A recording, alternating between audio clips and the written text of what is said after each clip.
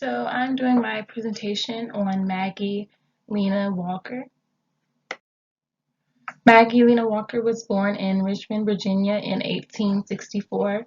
Her mother, Elizabeth Draper, was a former slave assistant cook, and she was also a spy for the Union during the American Civil War.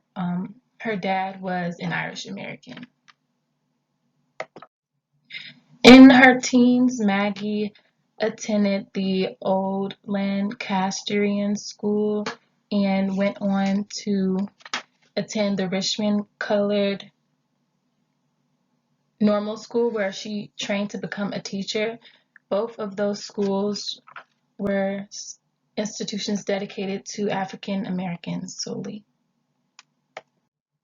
So after Maggie graduated in 1883, she actually only taught for a few years, for about 3 years. She went back to school actually to study accounting, which she put herself through because she wanted to learn how to deal with money and how so she could help influence other African Americans to be better with their money.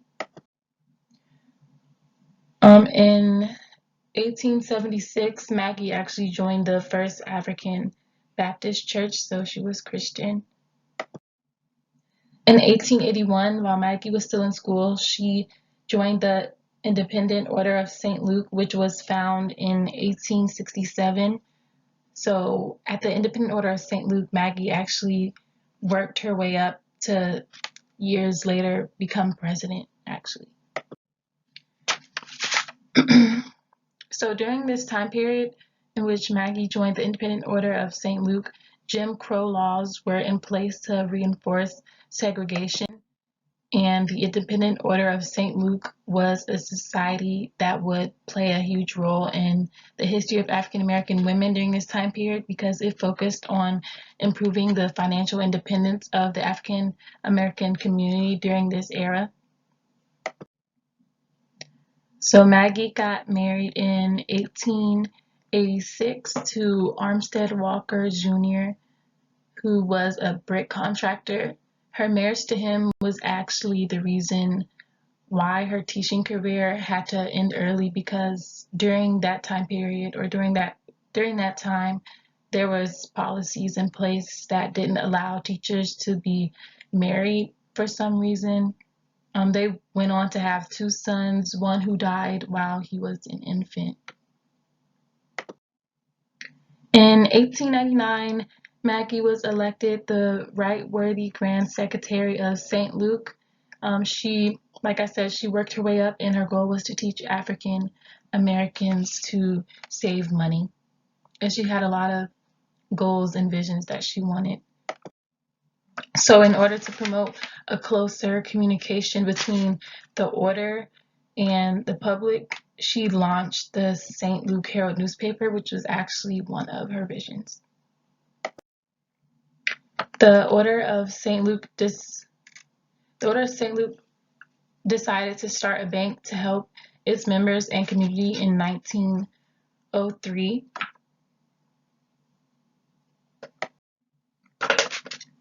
So how Maggie got elected as the president was they really just needed a strong president who knew a lot about accounting, so they ended up choosing Maggie, and she just so happened to be a woman as well, an African American woman as well.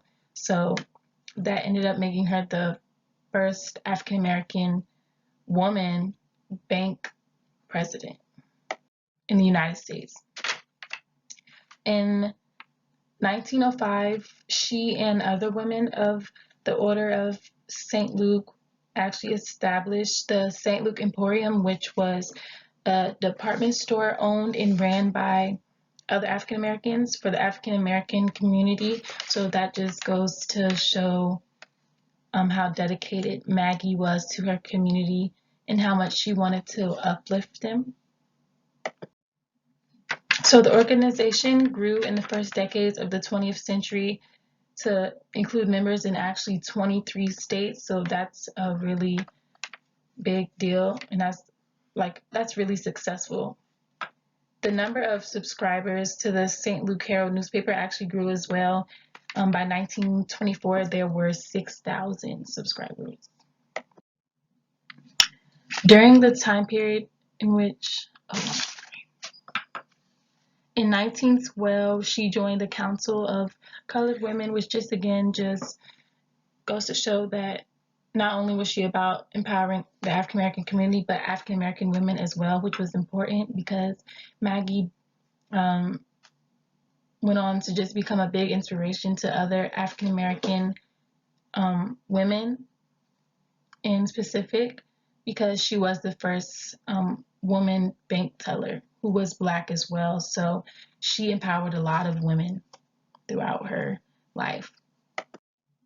Her bank, Consolidated Bank and Trust Co., is still open today and available. It's been 103 years. The bank still lets kids start a savings account with only $1.